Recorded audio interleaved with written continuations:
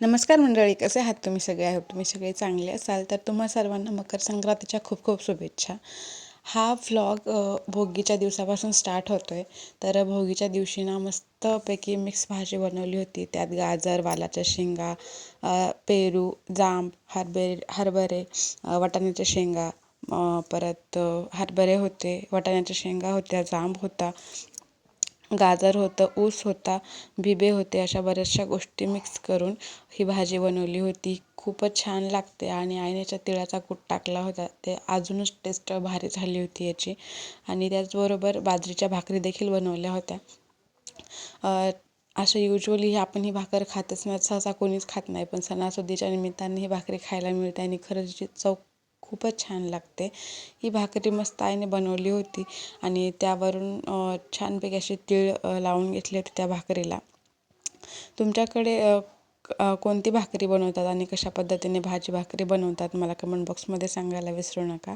तर अशा प्रकारे तिने तीळ लावून घेतले होते हलक्या हाताने वरून आणि भाकरी बघू शकता किती सुंदर झाली. मस्त भाकरी भाजी खाल्ली आणि दुसऱ्या दिवशी म्हणजे संक्रांतीच्या दिवशी सगळं आवरून पटापटनं वाण चिरायला बसले. जास्त काही वाण चिरायचं नव्हतं, फक्त ऊस चिरायचा होता. ऊस, पेरू आणि जे वाळूक होतं ते चिरायचं होतं आणि जे गट्टे होते हरभऱ्याचे ते तोडून घ्यायचे होते. तर ते अगोदर तोडून घेतले हरभऱ्याचे गट्टे. खूप कवळे होते, जास्त चांगले भेटले ना यावर्षी गावाकडे सुद्धा. सगळं वाण रेडी झालं होतं, एकत्र करून ठेवलं.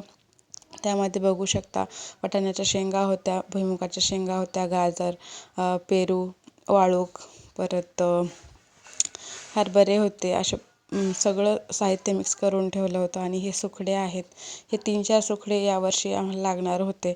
तर त्याला मस्तपैकी अगोदर हळदी कुंकू लावून घेतलं सगळ्या सुकड्यांना आणि दोरे बांधून घेतले.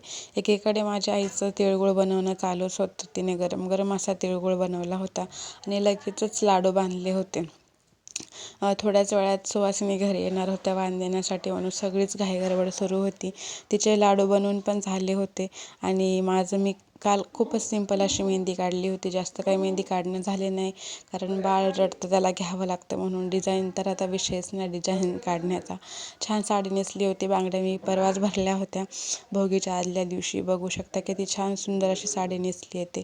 आणि माझ्या बहिणीने ना गुलाबाचं फूल आणून दिलं होतं, ते पण मी केसात माळून घेतलं. साडी आणि हेअरस्टाईल कशी वाटते मला कमेंट बॉक्समध्ये सांगायला विसरू नका. सगळ्या सुवासिनी घरी आल्या होत्या. एक एक करून तुळशीला हळदी कुंकू लावलं, तुळशीचं वाण घेतलं आणि मग आमचं वाण सुरू झालं घ्यायचं.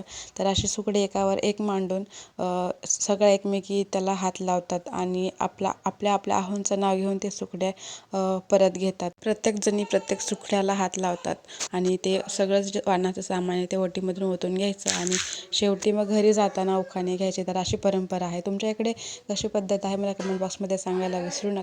हा व्हिडिओ कसा वाटला मला कमेंट बॉक्समध्ये सांगा. पुन्हा भेटूया नेक्स्ट व्हिडिओमध्ये. तोपर्यंत बाय बाय.